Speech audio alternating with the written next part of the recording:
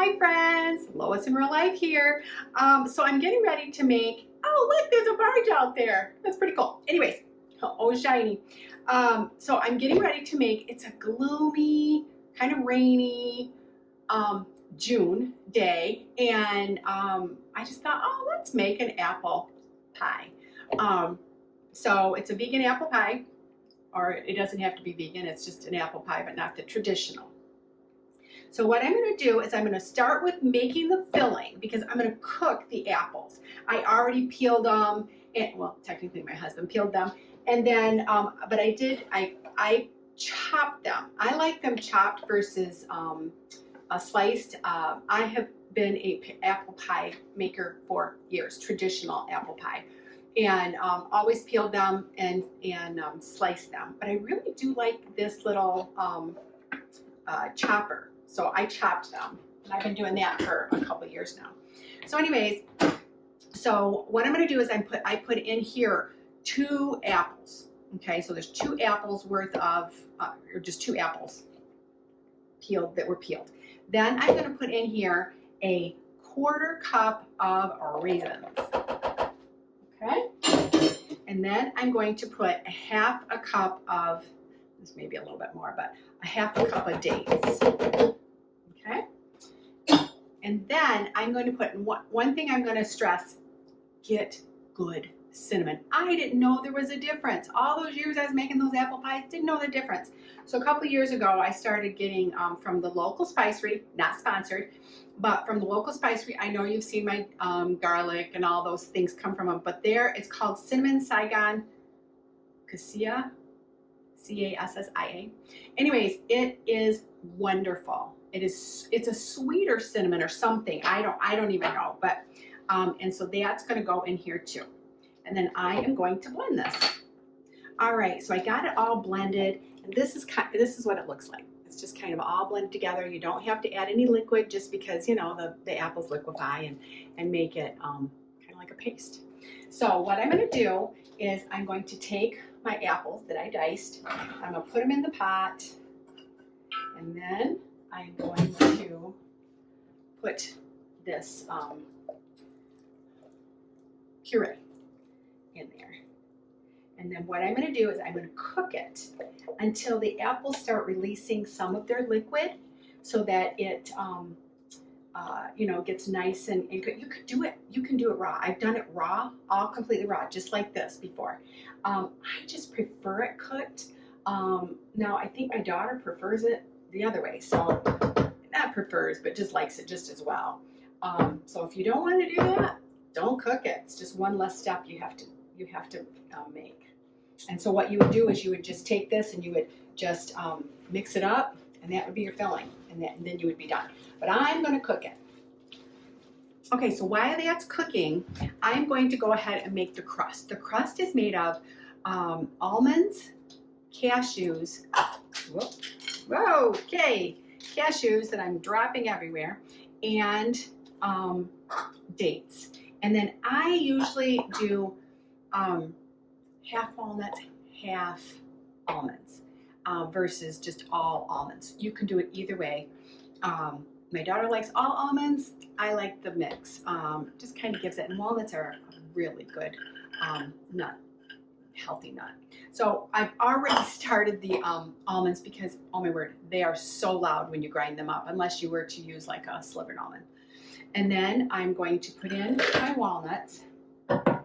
And I think my walnuts and my cashews usually grind up pretty much the same. And I just have the cashew pieces. I buy them in the big bag. From where? Amazon. So, and I can link it below. So anyways, I should probably pick that up off the floor. Okay, there. Some dogs won't get them. Okay, so then I'm gonna put this and grind it up.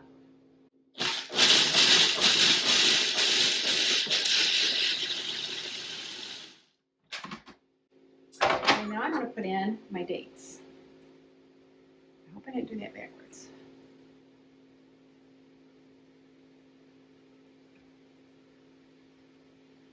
These are good sticky ones. Sticky ones work really well in this particular recipe. Okay, I'm going to stir my apples a little bit. You probably hear them starting to sizzle a little bit. And if they ever start like getting too much, you can literally add just a couple drops of water, and that kind of gets them going. Okay, there we go.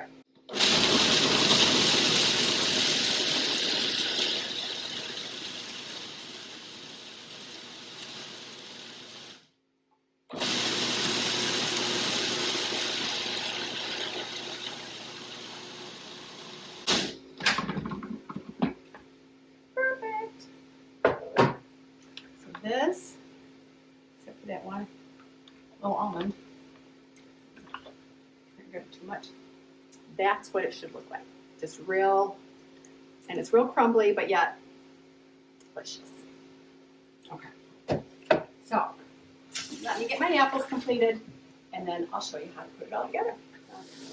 Okay, so I am stirring it up. I did have to add just a little bit of water. I may add just a little more just to kind of get those apples going. And that's about how much I added before, so it's not much. It just kind of gets the apples going. You know how you do that with mushrooms? Just kind of gets them releasing their liquid out of them. So, and then you just keep going until you just don't want them so that they're crunchy. You just want the apples not crunchy. Is all I'm looking for. I don't want to have them really limp, but I don't want them crunchy either.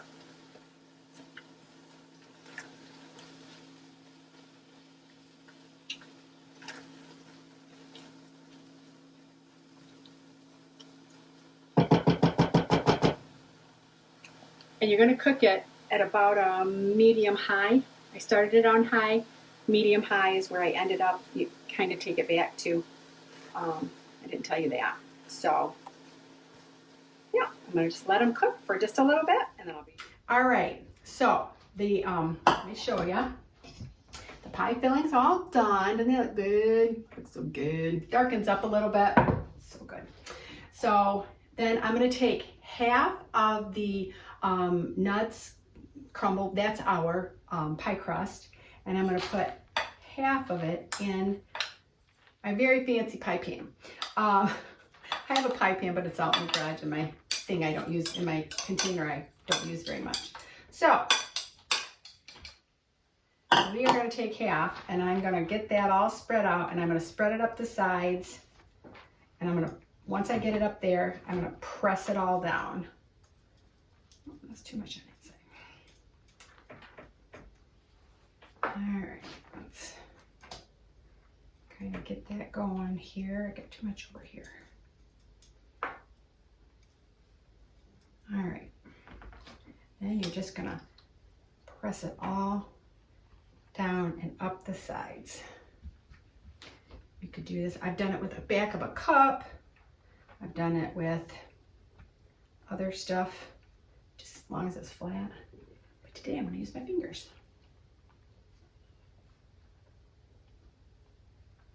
All right. As far as the amounts, we will put that down in the description box, of course, with the recipe. Okay, so now I'm going to take my pie filling. As you can see, it's pressed pretty good. Oh yeah, now it's better. Okay, so that's all pressed in there. And then I'm going to take my pie filling, and I'm just going to put it in here.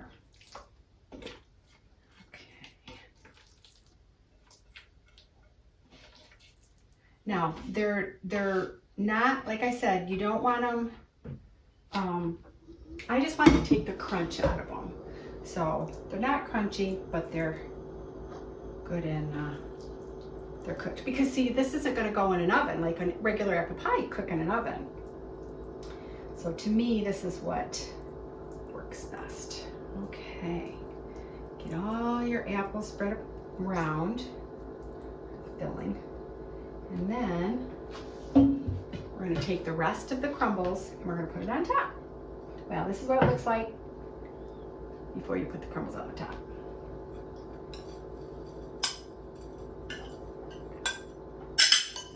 There. Don't want to leave any of those cashews or almonds in there. And then I'm going to spread it around like that. And then I kind of pack it down. One of the fastest, easiest apple pies I've ever made. And like I said, I was an apple pie queen. I used to take usually around 8 apple pies to my grandmother's for Thanksgiving and for Christmas.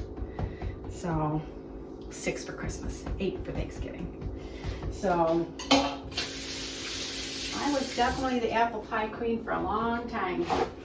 But this one is the one we love now. And what's really nice about this one, and I'm going to show you what it looks like.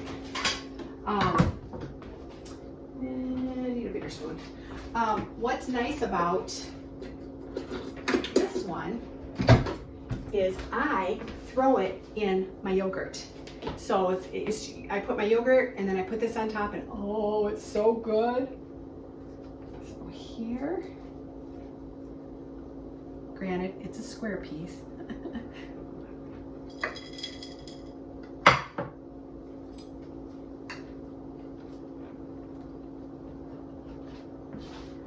Apples and the nuts, absolutely delicious. You will love it. So if you have any comments or questions, put them down in the comment section below, and I hope you have a blessed day. Remember, like, subscribe, and hit that notification bell so you know when my next one comes out. Have a blessed day again. See ya. Bye.